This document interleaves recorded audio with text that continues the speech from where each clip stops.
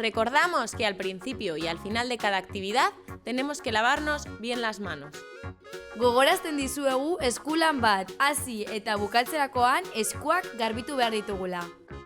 Egunon lagunok, aquí estamos una vez más, ¿vale? Para hacer manualidades desde casa, para que podáis hacer con toda la familia y de una forma muy fácil para pasar el tiempo en estos días tan difíciles.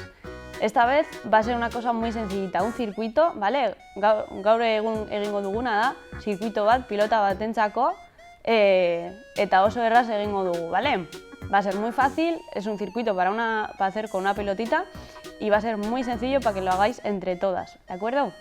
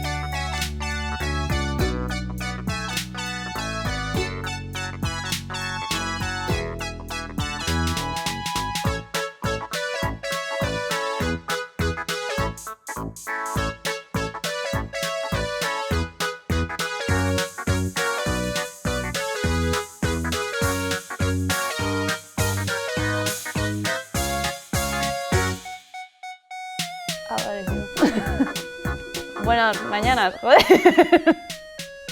Voy a salir todo roja.